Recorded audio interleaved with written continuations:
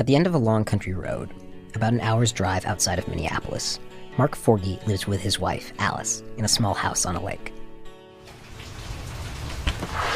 Hi, Joe. Mark, how's it going? Great. Thanks for coming. It's raining when I get there, which makes the house feel even cozier than it already is. But I haven't come for the ambiance. Shall we begin the tour? Sure. All right. You can see immediately here in the entryway, space is a precious commodity in this house, so I feel compelled to fill every square inch with art. The art. That's why I'm here. One of my favorite pieces when you come into the house here is this Modigliani. Right there, just as you open the door, that's what greets you. A drawing by one of the great painters of the 20th century, Modigliani, a portrait of a woman. With this kind of ethereal, otherworldly gaze. Next up on the tour is a Picasso, One of his Spanish period picadors. which hangs right next to a Matisse. Just the epitome of Matisse's nudes. The whole house is like this. Like Mark said, every square inch of the walls seems to be filled with priceless works of art. Braque, Picasso, Dufy, etc. Do you have any Cézannes? Yes. One right here. There we go. That's crazy. I'm sorry, it's just crazy that I can be like, do you have a Cézanne? And you can be like, sure. We walk back over to the Matisse, the nude, and I ask him how much a painting like this might be worth. A Matisse of this quality would be in the millions of euros or dollars, Swiss francs, whatever denomination you want to pick. Is this your entire collection that we're looking at? I would say that this is probably about 10%. Jesus. Where's the rest? In storage. In storage. In a safe place. Yes. Mark isn't an internet billionaire. He doesn't work for some fancy museum. He is totally Midwest normal. And the story of how such a normal guy ended up with such an abnormal art collection starts, like any good story, on a date Mark will never forget. It was a Sunday, the 1st of November, 1969. Mark was 20 years old, backpacking around Europe with a friend, and they had just arrived on the Spanish island of Ibiza. It was past the height of the tourist season. Hardly a person was there at the port, except for this one gentleman, very dapperly dressed, had a brown tweed sport coat on, open collar shirt with an ascot, Hollywood-type sunglasses. We went up to him and I asked him if he spoke English. He immediately beamed with a smile. He said, "Yes, like they do in Kansas City." The dapperly dressed gentleman, who did speak English, but not like they did in Kansas City, said that his name was Elmyr de Hory, and that he was a Hungarian who lived on the island. I could tell instantly that this was a very kind-hearted and generous person. That was a trait that just bled through the moment I met him. And sure enough, when they asked him if he could recommend a cheap place to stay, he insisted that they stay with him at his home in the hills. And when we went up to his house, the facade of the house looked rather nondescript, but as soon as you opened the door, it was quite obvious that it was a kind of a sumptuous villa. It was situated on a cliff. The back of the house had a pool, a view that overlooked the Mediterranean. There were paintings on the wall, sculptures, books.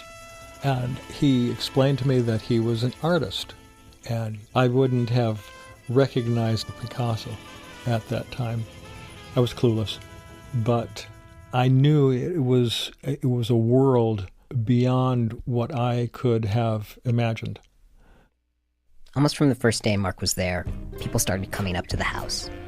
Artists, writers, aristocracy. They came to drink and talk and dance and do it all over again the next day. And always, at the center, stood Elmyr.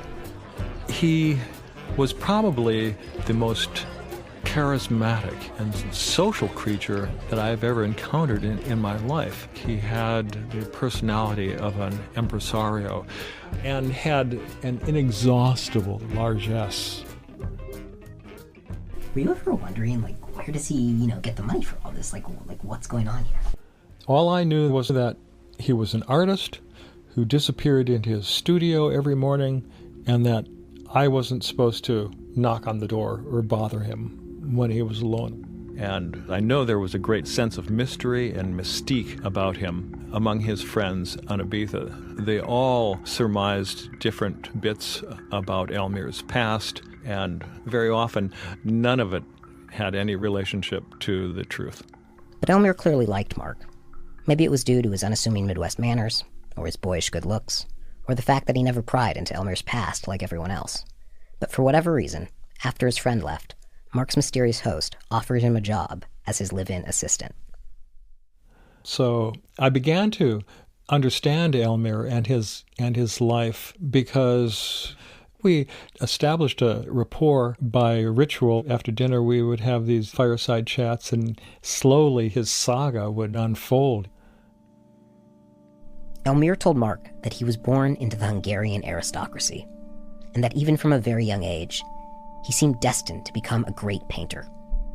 Adults marveled at his craftsmanship and artistic maturity, and he eventually studied at some of the best art schools in Europe. But then the war came, and Elmyr lost his entire family to either the concentration camps or the fighting.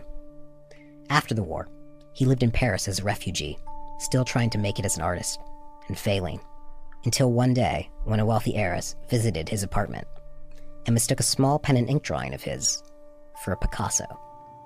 And Elmyr queried her. He said, "Well, what makes you think that's a Picasso?" And she said, "Well, I know a Picasso when I see one." And she immediately added, "Would you be interested in selling it?" And she offered him 50 pounds sterling. And Elmyr told me that he didn't feel good about selling it, but that was the day his rent was due. And that 50 pounds would assure his living for the next month or two. And he always added afterwards, he said, "I'd like to see the poor Hungarian refugee that would resist that temptation." So Elmyr sold the painting. Then he went and bought himself a new suit and a nice meal. And he thought, well, if it's this easy, why shouldn't I do a few more? Elmyr found that he had a knack for imitating the styles of all sorts of artists, like Matisse. Just the epitome of Matisse's nudes. And Modigliani. With this kind of ethereal, otherworldly gaze. And, the rest. Rock, Picasso, or Dufy, etc. And he said, I never had a problem selling it to a museum or a gallery. He said they never refused. Never. By the time he wound up on Ibiza, Elmyr had sold forgeries on 3 continents. He was so prolific a forger that he often saw his work in museums and art catalogs alongside originals by the actual artist, but couldn't remember which was which. In one instance, the artist himself was asked to authenticate one of Elmyr's forgeries, and he said he remembered the model well, that in fact he had made love to her that very night. Elmyr was that good. Really, no one else could match him. And on a number of occasions, he would ask, would you prefer a bad original to a good fake? His friends and neighbors on Ibiza, of course, didn't know any of this. To them, he was just the mysterious Hungarian émigré who came for money and liked to throw parties. Until one afternoon, when Elmyr passed by a cafe in town and noticed the headline of a major French newspaper. Elmyr's pallor turned absolutely white. All the blood had drained from his face.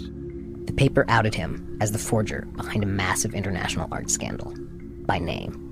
Elmyr knew that he was doomed. It was just a matter of time before he would end up dragged off in chains. But that's not what happened. It turned out that because he was wanted in France, but had never sold any forgeries in Spain where he was actually living, he was off the hook, unless the French could extradite him, which they couldn't. And his friends on Ibiza? The news spread across the island like brush fire, and Elmyr became an instant celebrity. And I was there to witness all the side effects of his newfound fame. People started coming up to his villa and they were all in awe of Elmyr. Suddenly, it was common to have dinner table conversations with people like Marlene Dietrich and Orson Welles, and he really began to blossom. Elmyr regaled his new celebrity friends with tales from his illicit past, made grand pronouncements about the sad state of the art establishment, and, of course, showed off his unique talent. He could create a would-be masterpiece, for example, in the manner of Matisse, and then with a certain nonchalance, just destroy it. Say to him, "Goodbye, Matisse," and burn it on a whim. I think that was probably the happiest time of his life. Elmyr also took Mark under his wing.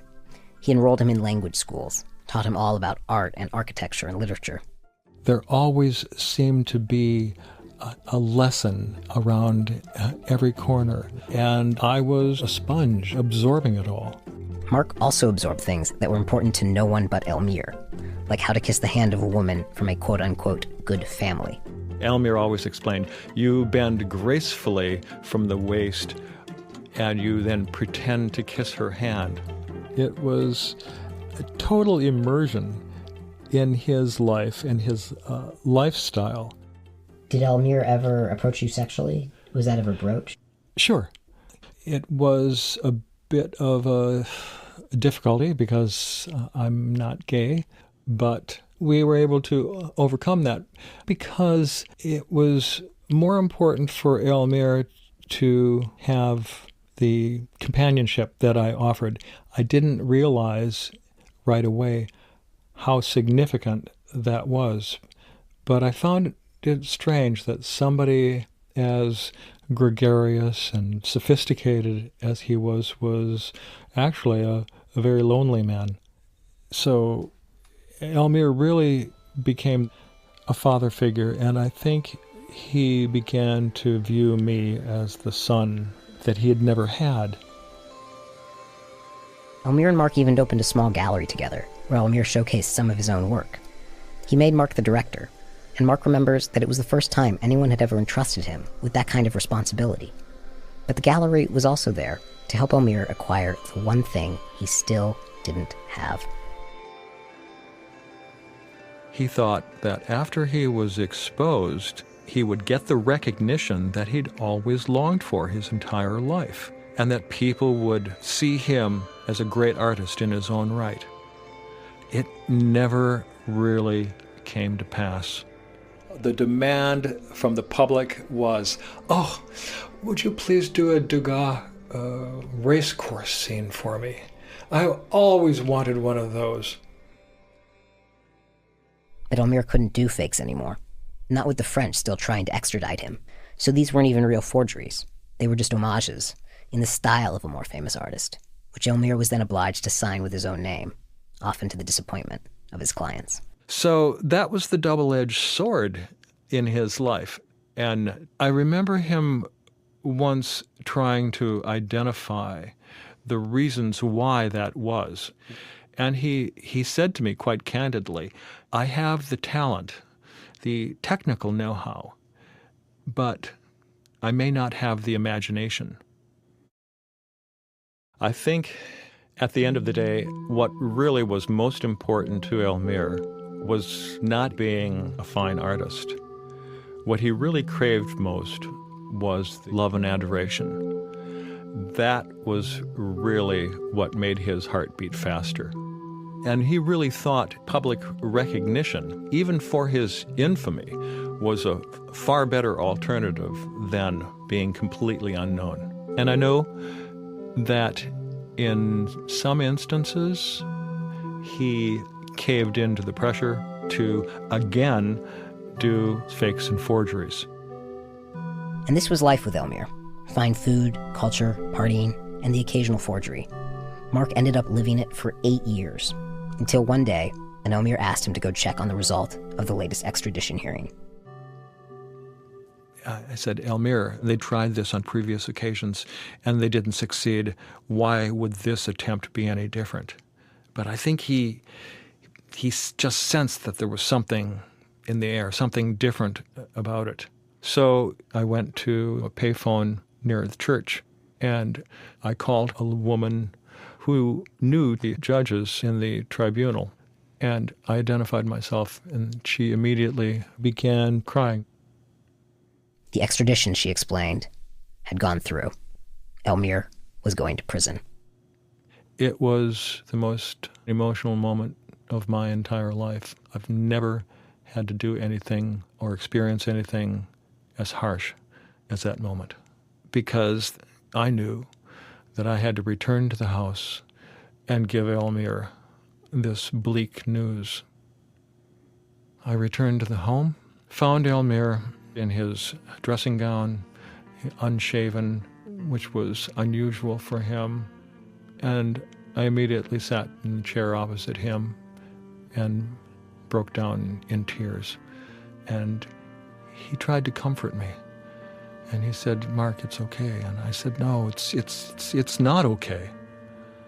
I tried to plead with him. I said, "Look, we can go to Morocco. We can go to some other country where they don't have an extradition demand. We can fight this." And he was calm. And he said, "Mark, I have very little time." And every day there was a lesson. So he said, "Remember what Nietzsche said, that he said, life is something we can always exit when we want to." Then he went upstairs and took an overdose of sleeping pills and cognac.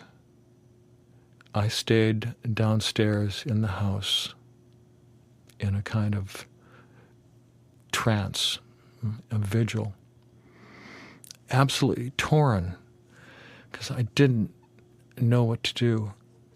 I wanted to rescue him, but at the same time, I did not want to see him arrested and sent off to prison. And I decided then I needed some help. And so the friend and I went up the stairs to his bedroom, and he was lying on his side, face down in the bed. And I approached the bed and I said, "Elmyr." And he turned over and he looked at me. And I could see this vacant stare, that he was looking but not really seeing me. And then we tried to lift him from the bed, and we took him downstairs and we put him in the car, and we sped off back to Ibiza to take him to the clinic. And I was cradling him in my arms in the back of the car, and he died en route.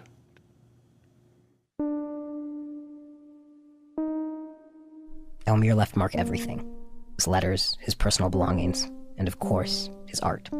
But when Mark had the letters translated, he learned that Elmyr's family hadn't died during the war after all. His mother had even tried repeatedly to get in contact with him, but Elmyr never wrote back, nor was Elmyr de Hory even his real name. In the basement of a synagogue in Budapest, a ledger revealed that the Hungarian aristocrat who had taught Mark how to kiss a lady's hand was actually the son of a Jewish merchant. His birth name was Elmyr Hoffman. But when I ask Mark if any of this makes him angry, he says no. It makes him sad. Elmyr lied to me directly, but I think I understand why he did. He had an opportunity to paint his own portrait, and it was far easier to deal with this fantasy than to own up to the truth. But I wish I had had the opportunity to know the whole truth about Elmyr, because I would have told him that nothing would have changed. I still would have loved him as deeply for his imperfections or flaws, the deception, deceit, and I know he loved me. Back on our tour, Mark sits in his living room, surrounded by fake masterpieces, or maybe masterpiece fakes, trying his best to guard Elmyr's legacy. Believe it or not, he actually has to stay on the lookout for fake Elmyrs, fake fakes. He said Elmyr probably wouldn't mind, if they were any good, but they're usually not. And even in death, the man has a reputation to maintain. But when I ask him if he could only save one thing from the house, what it would be, he points to a painting above the couch. And it's not a forgery at all. It's a portrait of Mark. And it's signed, Elmyr.